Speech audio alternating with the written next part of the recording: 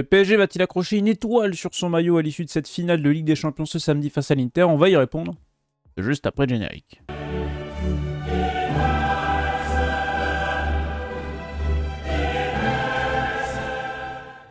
Bonjour, bonsoir à tous, bienvenue sur la causerie. Très heureux de vous retrouver aujourd'hui pour parler de la finale de la Ligue des Champions de ce samedi. On est jeudi 29 mai, il est 11h35 et on est avec Monsieur Jean Baudéry pour parler de cette belle finale de la Ligue des Champions 2024-2025, première d'une nouvelle ère, puisque la Ligue des Champions a changé de format cette saison et ça nous a quand même bien régalé, notamment sur la phase d'élimination directe, avec des matchs assez exceptionnels. Comment il va? Prêt pour samedi? Ça va être sympa. Les Paluches, de Toujours. retour. Toujours très heureux d'être là, très heureux de cette finale. Franchement, c'est une belle finale qu'on a, mais on l'avait dit aux demi-finales, déjà, on avait dit qu'importe le résultat des demi-finales, on allait avoir une belle finale, donc très content. Ça comparé aux autres finales où parfois il y avait soit un gros écart de niveau, soit pas forcément beaucoup de spectacles en perspective. Là, je pense qu'on peut avoir une très très belle finale. C'est ça, extrêmement serré sur le papier. Je sais pas si 50-50, mais en tout cas c'est pas loin. Pas loin, ouais. Ça va être plaisir. Et on va en parler tranquillou dans cette vidéo. J'ai des screens à vous montrer de buts, etc. pour illustrer un petit peu nos propos dans la suite de cette vidéo, tout ça. Donc vous pouvez vous abonner, rester, liker, commenter avec votre prono et nous retrouver sur les différents réseaux sociaux que vous avez en bagage de votre écran, notamment sur Spotify pour ceux qui préfèrent nous écouter plutôt que nous voir. On a un bilan de Ligue 2 qui sort dimanche, grand bilan qu'on a fait avec Melvin de plus d'une heure. On a un bilan de Ligue 1 qui est sorti la semaine dernière. On a le top 14 qui nous anime toujours et la finale de Champions Cup aussi dont on a parlé cette semaine. Vous pouvez tout retrouver sur la chaîne et nous on est parti pour cette finale de Ligue des Champions. PSG Inter Milan. Avant d'entrer dans le vif du sujet, petit ressenti, ta petite attente là avant samedi. C'est-à-dire ma petite attente, mon envie, mon sentiment Ton de... sentiment avant cette finale, exactement. Ah, franchement, excitation parce que c'est la deuxième finale de LDC du PSG. Moi, je suis pas supporter du PSG, mais en Europe, on va dire que c'est le club en Ligue des Champions cette saison que j'ai eu le plus suivi, évidemment, vu qu'il n'y a pas Guingamp, malheureusement. Ah oui, un jour, peut-être. Mais non, beaucoup d'excitation parce que je sais pas s'il y a un supporter du PSG, on parlera sûrement mieux que moi, mais moi j'ai l'impression que c'est pas la première finale du PSG, mais c'est la première vraie finale parce que la première 2020, tu tombes déjà face à un Bayern qui est imprenable, on sait, et en plus, période Covid, Final Four chelou. Enfin, je trouve que c'est comparé l'engouement qu'il y a autour de cette finale côté PSG, je trouve qu'il est incomparable par rapport à ce qu'il y avait en 2020. Je le trouve beaucoup plus fort et donc je trouve ça beaucoup plus impressionnant et beaucoup plus intéressant à suivre aussi, rien que par rapport à l'engouement. Donc, ouais, beaucoup d'excitation avant cette finale. Je suis assez d'accord avec ça. Même malgré tout, j'ai l'impression que les supporters parisiens, pour l'instant, ils osent pas trop en parler. Tu sens qu'ils veulent pas trop provoquer le karma, donc ils sont excités, mais ça va monter petit à C'est petit. vrai. De toute façon, la tension. Petite stat pour commencer, qui voilà, est pêle-mêle, je vous la donne cadeau. Voici l'historique des finales de Ligue des Champions. Et bien, sur les 4 finales qui se sont déroulées à Munich dans l'histoire, elle a chaque fois sacré pour la première fois une équipe. Voilà. C'était Nottingham Forest, c'était Chelsea. C'était le Borussia Dortmund et c'était l'Olympique de Marseille. Voilà. Autre stat, parce que je vois que tu es sur les palmarès, etc., que j'avais déjà enregistré, c'est que sur les 6 dernières finales, les 6 dernières éditions, il n'y a qu'une seule équipe qui a marqué. Seulement l'équipe qui a gagné a marqué. 2-0, 1-0, Donc, 1-0, 1-0, 1-0, 2-0. Ah oui. Eh bien, écoute. donc c'est intéressant aussi. Est-ce que là, ça va changer? Tu sais, tu te dis nouveau format, nouvelle ère, voilà. Ou est-ce qu'au contraire, ça va rester comme ça? Moi, personnellement, si je devais donner un petit prono, je pense que les deux équipes vont marquer. Je sais pas pourquoi, je le sens. Faut voir les cotes. Après, c'est une finale, j'ai toujours envie qu'il y ait du spectacle, Oui. évidemment, donc c'est pas très objectif, mais en tout cas, j'espère plus que je ne crois. Faut suivre un conseil très important. Cette chaîne, ne suivez jamais nos pronos. C'est vrai, C'est important. Voilà, avant qu'on rentre dans cette finale de Ligue des Champions, j'ai regardé la petite vidéo de Willou qu'ils ont fait il y a 2 semaines, je crois, sur sa chaîne. Il y a quelques temps, et il avait donné une stat qui était assez frappante que j'ai reçu à retrouver du coup pour illustrer un petit peu cette vidéo. C'est qu'il n'y a jamais eu de PSG Inter en match officiel, déjà, c'est le premier. Et ensuite, qu'il y en a déjà eu un, le dernier PSG Inter qu'on a eu, c'était en match amical de pré-saison en 2023 dans une tournée au Japon. Et voici les compos qu'il y avait. Si tu vois l'Inter Milan, 9 mecs sur 11 qui étaient titulaires ce jour-là seront titulaires samedi en Ligue des Champions. C'est-à-dire que les mecs se connaissent vraiment absolument par cœur. Il y a du coup Stankovic le gardien qui était pas là et Darmian, ouais c'est ça, qui sera pas titulaire sûrement, mais Bichek est rentré, hein, qui est d'habitude titulaire dans la défense de l'Inter. Et Darmian qui est toujours dans le groupe, mine de rien, Oui, t'en as quand même c'est ça. 10 qui sont C'est ça. Ouais, c'est impressionnant quand même. Hein. Et le trio offensif du PSG ce jour-là, c'était Carlos Soler, Asensio et Fabien Ruiz. Ça fait peur. Ah, mais surtout, ouais, quand tu compares au PSG, c'est vrai qu'au final, tu regardes Hernandez, Zaïre Emery, Skriniar, Ugarte, Asensio, Soler, Ouais. c'est plus dans le 11 ou plus dans l'équipe. Donc, C'est ça. Donc il y a une différence d'expérience équipe sur cette finale-là dont on pourra parler. Première, oui, voilà, déjà sur le papier, cette expérience-là qui va jouer. Le PSG, hop, je vous affiche peut-être les stats FB, bref, est-ce que j'ai ça qui doit traîner? Le PSG, cette saison-là, est l'une des équipes les plus jeunes de Ligue des Champions. C'est pas sur FBref que je vais trouver cette stat, c'est plus sur Transfermarkt. Et l'une des équipes les plus jeunes de cette phase de Ligue des Champions, tandis que l'Inter est l'équipe la plus vieille. Donc en termes d'expérience, ça va changer quelque chose quand même. Est-ce que je peux avoir ça? Je ne sais plus où je peux avoir ça, mais j'essaie de vous l'illustrer peut-être au montage si je ne le retrouve pas. Il y a cette différence d'expérience aussi qui va jouer sur cette campagne de LDC. On le sait, l'Inter, équipe très expérimentée, plus de 30 ans de moyenne d'âge, connaît plutôt bien sa compétition. Puis au-delà de ça, ils ont déjà une finale dans les pattes. Enfin, il y a peu de temps, c'était quoi? Il y a 2 ans, il y a 3 ans? Ouais, c'est ça, il y a 2 ans. Donc au final, c'est une équipe qui sait ce que c'est. Alors que le PSG, qui a déjà joué une finale? T'as Marquinhos. 2 joueurs ont déjà disputé des minutes en finale de Ligue des Champions dans le groupe du PSG. Voilà. J'ai Marquinhos et après. Et le deuxième, c'est. Je l'ai vu tout à l'heure. Parce que Donnarumma joue pas la finale, hein, il est pas là encore. Oui. Et c'est pas Hakimi? Non, je sais plus. Il y a 2 joueurs du groupe du PSG qui ont déjà joué une finale de Ligue des Champions, mais j'ai oublié le deuxième. C'est con. Et du côté de l'Inter, c'était la compo contre le City il y a 2 ans. À part Dzeko qui est plus là, Brozovic qui est plus là, Onana qui est plus là. Voilà. Ouais, tous les autres. Hein. Donc tous les autres sont là, donc il y a ce facteur expérience aussi qui va jouer l'Inter à faire poser un petit peu. Je les ai trouvés fatigués, moi, l'Inter Milan en fin de saison. Là. Après, depuis le match contre le Barça au retour, finalement, ils ont retrouvé un petit peu de forme. Le match contre le Barça, c'était le 6 mai, et depuis, ils ont enchaîné les 3 derniers matchs de Serie A sans perdre. Ils ont fait beaucoup tourner contre Com. Mais je les avais trouvés un petit peu fatigués. J'avais un peu peur pour cette finale qu'ils arrivent un peu cramés, les Interistes. Et finalement. Finalement, ça va, mais après, tu as eu le sursaut d'orgueil, justement, après le Barça, je pense, de se dire. On s'est fait peur contre le Barça, mine de rien, donc c'est pas acquis pour nous. Et puis, il y avait aussi cette Serie A à aller chercher, donc. Même si là, c'est fini, jusqu'à la dernière journée, ils avaient encore moyen de le faire. Donc, tu avais aussi ça de se dire, on peut aller le chercher. Donc, surtout que comme c'est pas facile à battre, hein, dernière journée, etc. Comme ça jouait bien à domicile, ils ont fait tourner l'Inter, comme tu as dit. Donc non, je pense qu'ils ont retrouvé du poil de la bête. Maintenant, est-ce que ça va suffire contre le PSG? Le PSG aussi, qui est un peu moins bien, faut dire aussi. C'est Dembélé notamment, qui est moins bien, qui est pas. Qui est pas, il est plus à son prime. En tout cas, il claque plus ses 2 buts ou ses 2 passes D par match, donc ça va être compliqué. Enfin, ça va être compliqué. En tout cas, on sait pas dans quel état de forme arrive Dembélé à Munich, quoi. C'est ça, Dembélé qui n'a plus marqué depuis pas mal de temps. Alors, il a marqué contre Arsenal, il marque que dans les matchs importants. Bon, oui, on va pas se plaindre. On va pas se plaindre, mais c'est vrai que oui, sur ces dernières journées de Ligue 1, en Coupe de France, c'était un peu moins bien. Maintenant, ouais, dans le jeu, il était quand même plutôt intéressant, malgré tout qu'il n'ait pas les stats qui marchent pour lui. Je serai toujours quand même bien actif dans le jeu, et ça va être un des éléments forts de Ousmane Dembélé de cette finale-là. Parce que forcément, c'est un mec qui est impliqué sur de nombreux buts parisiens, sur notamment cette campagne de DLC. Je vous l'illustrerai juste après. Je récupère juste mon calepin. Voilà, ok, j'ai noté des trucs. Le bon vieux calepin. Je pense que la physionomie du match, de toute façon, on va l'attendre. Hein. Globalement, on la connaît un petit peu à l'avance. Ça va être l'Inter derrière, le PSG avec le ballon, et puis l'Inter qui va surprendre sur contre parce qu'elle fait extrêmement mal sur attaque rapide. Et sur coup de pied arrêté aussi. Je le dis à chaque match sur les campagnes de LDC du PSG cette saison. Attention coup de pied arrêté, malgré tout, ils sont un peu mieux, j'ai trouvé, sur cette deuxième partie de saison, sur coup de pied arrêté défensif. Mais l'Inter, grosse arme dessus.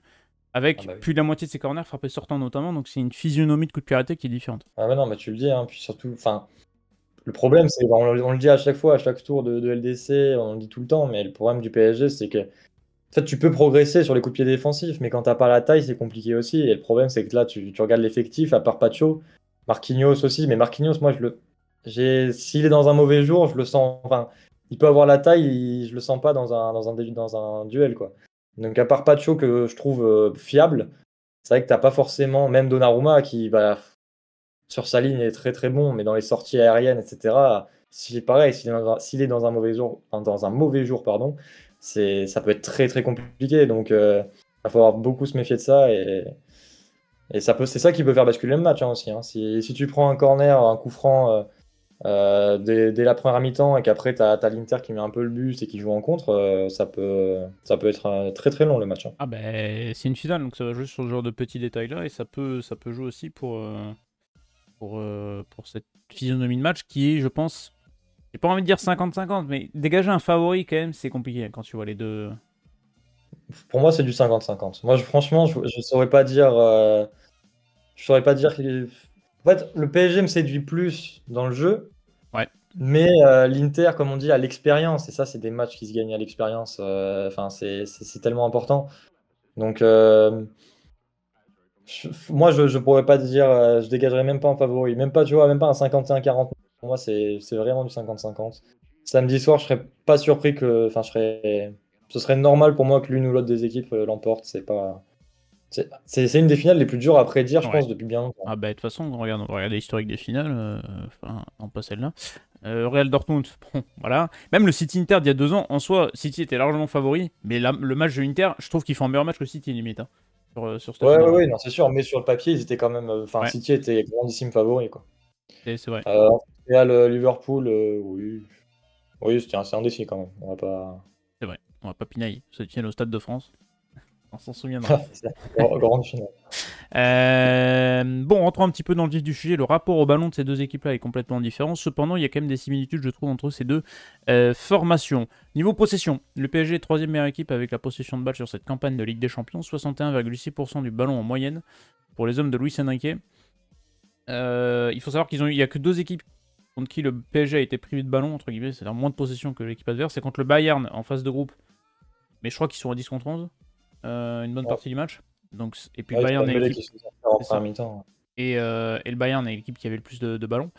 Et contre Arsenal au match retour, mais bon, la physionomie fait que tu es déjà qualifié, tu joues une demi-finale en retour, tu peux comprendre qu'Arsenal mette un petit peu le bouillon et joue comme ça. Et de son côté, l'Inter, elle est où, me diriez-vous? Elle est à 47,4% de possession de balle. C'est le même niveau que l'Atlético Madrid, pour que vous ayez à peu près une image.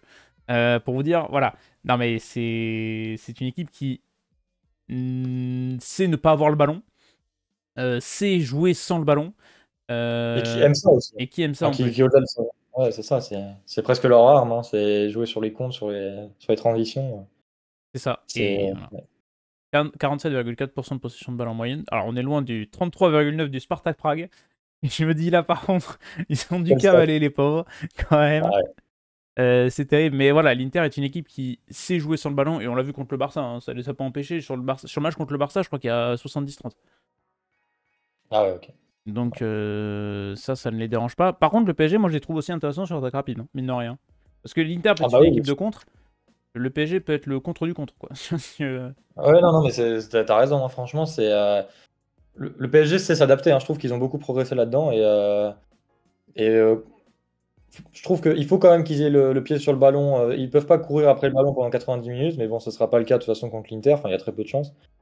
Mais si pendant que 10-15 minutes ils ont pas le ballon, etc., je pense ils peuvent tenir et plus que ça, hein. Donc sur contre, comme tu dis, ils sont très très bons.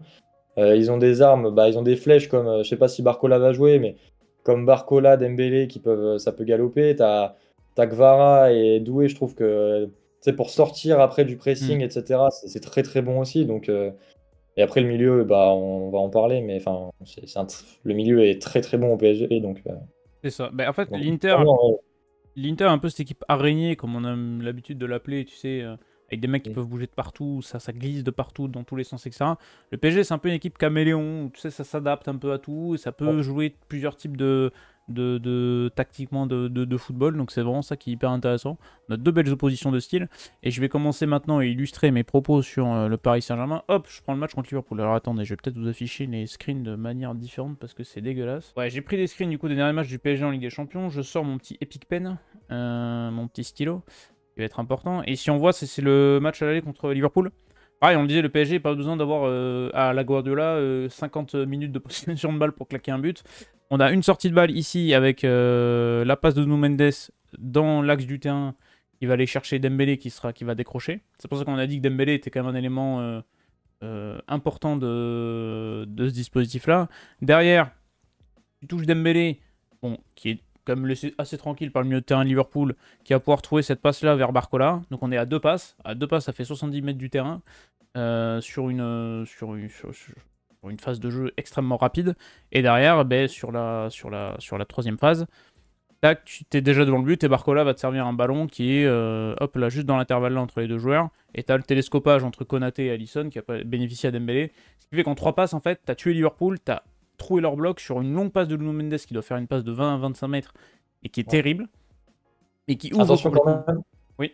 Attention quand même, parce que comme tu l'as noté en plus, passe dans l'axe, au milieu de terrain comme ça, je pense que l'Inter Milan ça passera pas. Hein. Il va se prendre 3 joueurs dessus, Mais ça va être compliqué. j'ai un screen derrière pour illustrer ça justement parce Ah que ouais. le match contre le Barça, t'as une très très belle illustration. Mais j'ai regardé le premier but contre Arsenal à l'aller, c'était le C'est le même. même. C'est exactement le même.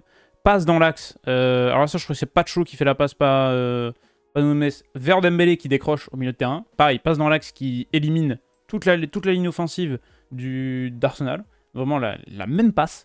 Derrière, Dembélé, pas emmerdé au milieu de terrain, peut se retourner et avancer pour servir Gvara sur un côté. Alors là, c'était Barcola dans l'autre sens, mais ça marche avec Gvara aussi. Et derrière, t'as Gvara qui va aller provoquer, qui va resservir Dembélé, qui va frapper, qui va marquer. Voilà, 3 passes, pareil, même but. Le même but, la passe ici, la frappe, but, Cajo. Pareil, même nombre de passes, même type d'action, même sortie de balle, même appel. Pas le même initiateur à la passe. Quand c'était Nuno Mendes, l'autre c'était Pacho. C'était quasiment pareil. Et pour montrer que le PSG va très vite en compte, ça c'est le match retour contre Arsenal. Alors, premier but, c'est coup de pied arrêté. Là, c'est une merde de Kivior, hein, parce que c'est une passe de con qui va être récupérée par Kvaratskhelia. Gvara va se projeter, servir Hakimi qui va venir de là, qui va remiser sur Dembélé. Et pareil, en 3 passes, t'as trouvé le bloc d'Arsenal et Hakimi va venir d'ici. Et il va marquer, terminé. 3 passes. Donc c'est une équipe qui, on l'a dit, va vite. Qui va vite et qui se connaît du coup, parce que forcément, moi je n'avais pas noté ses similarités, mais au final, tu vois qu'en fait le schéma de jeu, il est intégré dans la tête de tous les joueurs, quoi. Que t'as noté tout à l'heure, les premières passes c'était Nuno et Pacho, quoi, tu vois, c'est-à-dire que ça vient pas que d'un côté. Et après, au final, Dembélé qui joue sur Barcola ou sur Gvara, ça finit pareil. Donc tu vois aussi que c'est une équipe qui, peu importe de quel côté ça joue et avec qui ça joue, elle se connaît, elle sait quoi faire. Donc ça montre aussi le travail de Luis Enrique et des joueurs qui peut faire mal à l'Inter, quoi. Voilà, alors le screen est peut-être plus petit sur votre écran, c'est pas très grave, mais c'est pour illustrer. Voilà, ça c'est le milieu de terrain, c'est Daniel Olmo peut-être contre le Barça, j'arrive pas à reconnaître le joueur parce que c'est flou, j'ai fait des scans de vidéo. Bon, bah il a 2 joueurs de l'Inter sur lui et t'as un fou furieux qui arrive en 3ème. Résultat, récupération interiste, derrière ça fait but. Ça fait 2 passes, but. Donc voilà, il y a cette pression que n'a pas mis Liverpool et Arsenal sur les screens qu'on a illustrés sur les buts précédents, que l'Inter mettra forcément, parce que l'Inter sait jouer et sait presser contre ce genre d'équipe. Voilà, c'était pour illustrer mes petits screens. C'est là où je pense que dans cet effectif du PSG, Vitinha et João Neves, qui sont quand même des bons joueurs sous pression avec ballon, vont être des éléments clés aussi. Et ce milieu de terrain du PSG, de toute façon, ça va être un beau bagarre au milieu de terrain aussi. Après, à voir quel niveau aura Vitinha, parce que sur João Neves, il a fait une saison stratosphérique. Ouais. Sur Vitinha, j'ai pas des réserves, mais je trouve que quand il est pas bon, il est un peu transparent. Et je trouve que ça arrivé quelques fois quand même cette saison. Donc à voir si ça peut arriver là sur la finale. Mais en tout cas, si les deux sont à leur meilleur niveau, ça va être un match au milieu de terrain qui va être incroyable. C'est ça. Je pense que c'est Même les. Fabien Ruiz, hein, Oui. c'est dans un registre complètement différent. Mais j'aime beaucoup Mais Fabien Ruiz cette saison. qui fait une saison stratosphérique aussi. Un peu l'homme de l'ombre au milieu de terrain qui va ratisser, qui fait beaucoup d'appels un peu dans le vide sur des phases offensives, sur des touches, sur des trucs comme ça pour aller attirer un joueur adverse pour libérer de l'espace. Il est beaucoup dans ça, Fabien Ruiz. On a analysé une partie de son match, c'était le match contre Liverpool. Au retour, vous avez une vidéo sur la chaîne, je vous mettrai le lien en description.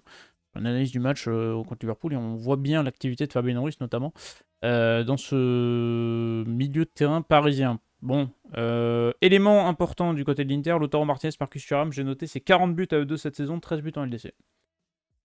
Voilà. Efficace. Ouais, mais moi, c'est ça qui me fait peur. Moi, moi comme je le dis à chaque match, mais Marquinhos, moi, s'il n'est pas dans un bon jour, le duo Thuram-Martinez, Lautaro, ça va faire très très mal. Ça va faire très très mal. Et c'est pour ça que je te disais que je voyais bien quand même marquer dans cette finale. c'est parce que je vois pas Lautaro ou Thuram marquer, ou en tout cas ne pas être décisif. Ouais. Je les vois mal faire un match blanc les deux. Donc j'ai un peu peur pour ces deux côtés-là. Ouais. Il y a eu un très bon article équipe sur le duo. Et ils illustraient la hitmap des ballons touchés de Lautaro Martinez contre le Bayern en match retour. Il touche 33 ballons. Il en touche 4 dans la surface. Et il marque. Donc on est sur un mec qui est quand même assez efficace. 12 buts cette saison en Serie A, 9 en LDC, 22 buts en 48 matchs pour Lautaro Martinez. Bon, plutôt pas trop mal au niveau stats. Mais oui, c'est un mec qui peut jouer numéro 10, qui décroche beaucoup, qui est un peu celui qui dicte le rythme offensif des attaques de l'Inter Milan. Et donc c'est un élément qui va être important. Je suis curieux de savoir comment Luis Enrique va vouloir le museler. Savoir si c'est un milieu de terrain qui va s'en charger quand il décroche ou si tu vas avoir un défenseur central qui va sortir sur lui assez haut pendant qu'il décroche. Tu vois. Ouais, De franchement, j'ai pas d'idée là. Je sais pas. Mais... Donc ouais, ça va être assez important à dire. Bon, eh bien, on est pas mal. Ça fait 21 minutes qu'on parle. Est-ce qu'il y a d'autres éléments que tu voulais évoquer sur cette finale? Sur un joueur? Je sais pas. Là, comme ça, non, bah, j'ai vite fait évoquer Donnarumma, mais pour moi, ça va être aussi la clé du match. Hein. Il fait, Le gardien solide. bah ouais, c'est Ça va ça. être C'est important. Donnarumma qui fait une belle deuxième partie de saison, qui fait surtout un LDC qui est fabuleux, mais on le sait, il peut avoir des trous d'air. Donc, faut pas que ça tombe demain. Enfin, je sais pas quand est-ce que sortira la vidéo, mais Bah, elle tombera, elle sortira vendredi. ça va donc demain pour vous. Ouais. Voilà, c'est ça. Ouais. Mais il a anticipé, il est fort. Il est fort. Ouais, duel de gardien. Il y a Yann Sommer qui a montré qu'il était décisif aussi avec l'Inter. Donc ça va être assez impressionnant. Est-ce que j'ai des stats de gardien qui traînent? Est-ce que j'ai regardé ça? Il doit avoir des stats de gardien. On peut regarder un petit peu les statistiques. Statistiques gardien de but. Hop là. On est parti. FB Bref qui me régale. Pourcentage d'arrêt. Yann Sommer est deuxième. Voilà. Alors Donnarumma est plus loin, mais j'ai envie de dire le début de saison. Et puis il y a quelques matchs de Safonov aussi. Ça aide pas, mais on a Yann Sommer qui est quand même ultra solide. Cependant, il y a un avantage PSG peut-être avec Donnarumma, c'est s'il y a une séance potentielle de tir au but. Ça, c'est vrai. Après, je connais pas Sommer sur tir au but, mais dans son jeu, justement, Mbappé. fort sur sa ligne, etc., je me dis qu'il peut ne pas être mauvais, non? Il est pas. Bah, demande Mbappé. Hein. Oui, c'est vrai, oui. C'est vrai, c'est vrai. Donc, Avec Lou. c'est vrai que Donnarumma, c'est serein sur penalty, mais ouais, voilà, comme Sommer, ça peut être pas mal aussi. Donc, à voir. Mais... En termes d'arrêt, Yann Sommer, deuxième gardien qui a le plus arrêté de frappe, 48. C'est fou que Thibaut Courtois soit premier alors qu'il a 4 matchs de moins. ouais, c'est vrai, ça. C'est un peu inquiétant sur. J'ai du trop bien le Real Madrid, tu me diras cette saison. Donnarumma, on est à 69,6% d'arrêt cette saison en Ligue des Champions, 33 arrêts. Faut toujours nuancer sur le tir cadré reçu. Donnarumma est où? Je sais pas où il est. Voilà, il est là. Il est quand même au milieu, donc il y en a un qui a moins subi qu'un Yann Sommer par exemple, qui a subi 12 frappes de moins campagne de Ligue des Champions que Yann Sommer, donc ça peut illustrer aussi. Ça va être un duel intéressant de gardien de but et des duels un peu à toutes les lignes qui vont être intéressants. Bon, bah maintenant, faut se mouiller. Et là, c'est chiant. Ah là là. C'est maintenant qu'il faut. Moi, je vais dire. En fait, comme je te dis, moi, je peux pas départager les deux. Je sais pas qui va gagner, j'en sais rien. Mais pour avoir un soupçon de plaisir, qu'importe le résultat, je vais dire que l'Inter va gagner. Comme ça, si l'Inter gagne, bah, je peux me dire, j'ai gagné le pari, je suis content, j'ai eu raison. Et si le PSG gagne, bah, je me dis, bon, c'est pas grave, j'ai perdu, mais au moins le PSG a gagné. En tant que Milanais, je pense que tu seras plus heureux si l'Inter gagne. Si l'Inter perd, pardon. Bien sûr, évidemment, évidemment. Donc non, enfin, en vrai, j'en sais rien. J'ai envie de dire, si je devais donner un prono, je dirais que ça va en prolongue. Je sais pas pourquoi je sens la prolongue. Je sais pas si ça va aussi au but après. La prolongue et le moment d'un Gonzalo Ramos. Tu vois, un buteur un peu qu'on n'attend pas, tu vois. Un mec qu'on n'attend pas, qui sort du bois. Ou une tête de Marquinhos, justement, pour le symbole. Tu vois, un mec qui a pas trop l'habitude de marquer cette saison. Voilà, un João Neves pour compléter sa saison exceptionnelle. Moi, je vois bien un buteur comme ça, un peu, tu vois, sorti de derrière les fagots. Ouais, ça serait pas mal, en effet. Ouais, ça serait cool. Mais je vais mettre le PSG. J'avais l'affiche. J'avais dit PSG Inter. Ça c'est beau, ça. C'est très très fort. Moi, je pense que je l'avais pas. Hein. Je sais plus ce que j'avais mis, mais je pense pas que je l'avais. Eh ben, faut revoir la vidéo de mi, de toute façon. Elle est dispo sur la chaîne.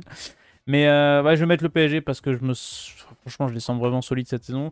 J'ai l'impression que physiquement, alors l'Inter on a dit, a retrouvé un petit peu du poil de la bête sur cette fin de saison, mais je les sentais fatigués avant le match contre le Barça. À voir comment ils arrivent physiquement, même si... parce que le PSG peut vraiment les étouffer rapidement, donc j'ai envie de voir ça. Je suis très curieux de voir ça. Et je sens qu'un mec comme Désiré Doué, là où c'est des équipes qui aiment la verticalité, où le Barça a manqué de verticalité sur le match contre l'Inter, parce que l'Inter défendait très bien, bah, je me dis qu'un Désiré Doué, quand il y a du manque de verticalité, lui, il peut aller déclencher quelque chose. Lui, il peut créer cette étincelle qui débloque un match. Donc je vais mettre passe D de Désiré Doué sur un but de Gonzalo Ramos à la 63e minute de jeu. Voilà. Tu penses que Ramos rentre à la 60e? C'est fou, ouais, peut-être. C'est vrai que ça Je pense que semble un peu tôt. si Ramos rentre, je pense que c'est. Sauf s'il y a un blessé ou Oui, quoi, moi je pense que c'est plus tard. c'est vrai, c'est vrai. Mais, Ouais, mais c'est le vrai. pari, le pari audacieux, ça me plaît. J'aime bien. Et bah ça sera audacieux et on conclut sur ça, je pense. Bref, je pense qu'on a tout dit sur cette finale de LDC. Profitez, ça va être sympathique. Supporters parisiens, n'hésitez pas à faire vos pronos en commentaire, nous donner votre avis et votre ressenti avant cette finale de Ligue des Champions. Vous pouvez vous abonner, liker sur cette chaîne, retrouver les vidéos comme je l'ai dit. Bilan Ligue 1, bilan Ligue 1, bilan Ligue 2. Il y aura un top flop national aussi. On parle de tout. On fera une vidéo Girondins de Bordeaux pour parler national 2. Comme ça, on aura complété les 4 premières divisions du football français qu'on aime tant. Il y a des vidéos top 14. On a fait le débrief de la Champions Cup. On a fait des vidéos LDC tout au long de la saison. Il faudrait qu'on retrouve la tier list après, je pense. LDC qu'on a faite. Parce que je pense qu'il doit y avoir quelques bavures, si je puis me permettre. Ah, oui. Ah bah, clairement, ça peut être très intéressant ça. Je pense qu'on peut la ressortir histoire de se foutre un peu de notre gueule. Et puis voilà, l'été, il y aura des trucs qui vont arriver tranquillement. On approche tranquillement des 2000 abonnés. Donc n'hésitez pas à nous soutenir, à nous retrouver un peu sur tous les réseaux. Vous avez les liens en description. Et je vous souhaite à tous une très bonne finale de LDC. On se retrouve très bientôt. Ciao tout le monde.